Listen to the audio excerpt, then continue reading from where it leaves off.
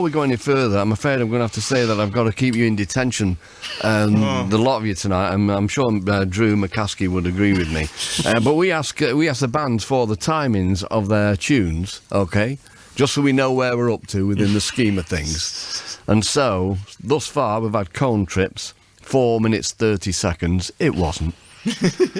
Right, okay. Tomorrow, guess how long you thought that might be? 4 minutes and 30 seconds. It wasn't. I'm expecting the word Swiss Witch coming up in a bit. Guess how long you've got that down as? I wonder. So, yeah, detention, I'm afraid. I'm going to go for a pint tonight and you'll be sat in there. But, okay, so Port Sulphur, brilliant. And so, if you don't mind telling me, Douglas, what was the original intention of the band? I know we've been through some of this before, but it kind of started out as a collaborative affair, and it's not so much now. Yeah, the first album was very much a collaborative affair, although it did start as... I kind of wanted it to be a more self-contained idea. And then I played a track to James Kirk, and which sounded a wee bit like Low, second side of Low. And James came up with some ideas, and before we knew it, we'd recorded a song, and of course it sounded a lot more like Orange Juice. So after that, it just became more natural. So I was collaborating with Gareth Sager on some tracks, and then obviously Vic Goddard and Davey Henderson and lots of other people. So with the new record, I definitely wanted to try and have a mirror image of it and just make it much more internalised. So it was just really us that made the record ourselves this time. Yeah, okay. And of course, I mean, Alan Vega did make an appearance on the album, not in the same kind of way. But how did that come about? Well, Alan Vega released a record on Creeping Bent some years ago, so the connection was there from that period of time. And I went over to meet him over in Brooklyn at the time, so it was wonderful working with him. He's a genius. I can imagine. So, as we say, this is a different beast, and you've mentioned Bowie there already, and I've mentioned previously, and you've mentioned it now, Bowie's Low album, and it's not a coincidence. I did say I played it back to back with Speed of Life, of course. Which has got a connection with the album as well. So why did you want to kind of... Because it's the two moods of Low, isn't it? Because one side of Low is obviously a pop side, and then you've got the other side which is influenced by Egg de Froze and the German bands. What was the kind of inspiration to do that in a similar way? Was it just a kind of a homage, if you like? I suppose subconsciously there was, but I mean, that album was really big for me because it was probably the first Bowie album I bought in real time. You know, the other ones I'd got from older people or whatever.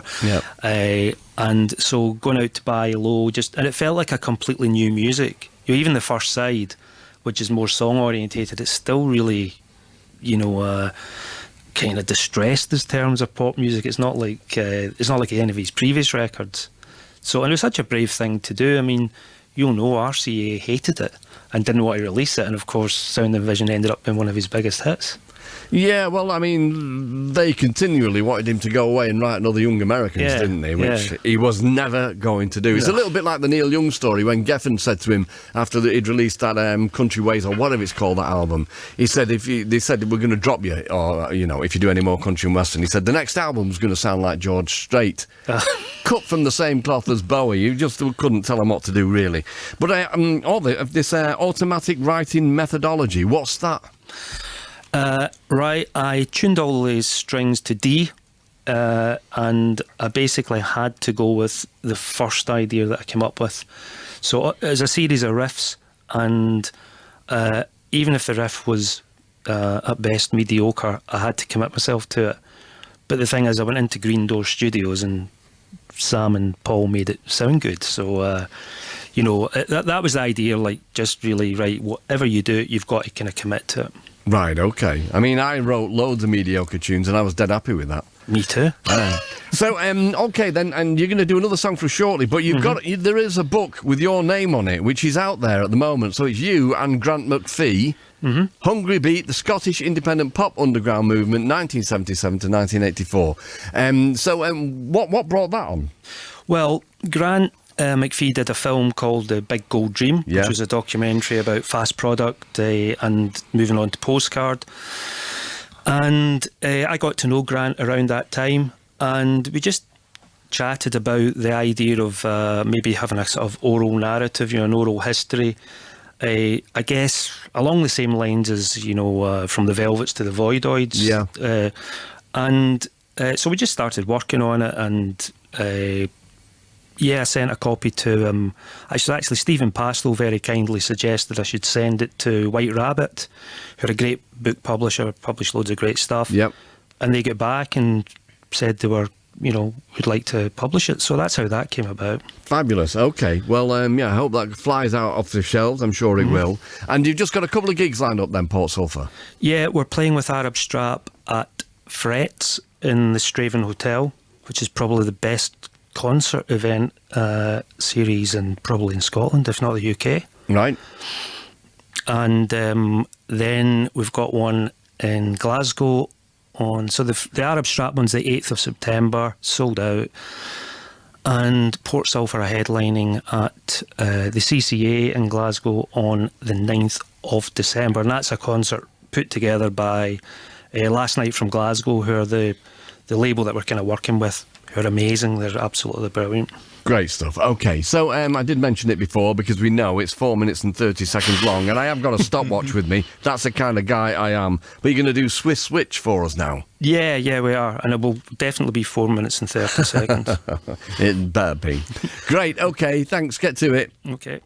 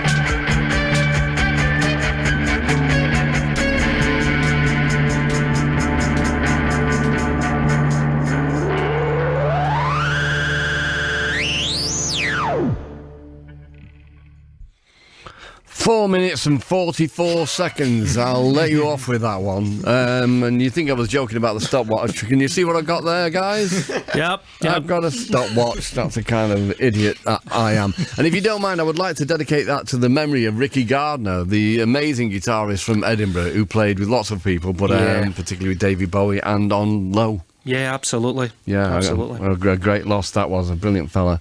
So Paul Sulphur, thanks so much for coming in. That was great. Loved it. Okay, thanks very much. Thank you. I'll see you in the green room in a minute. Okay. Yeah, cheers, fellas. Okay, so Anagram Sam, it's a song.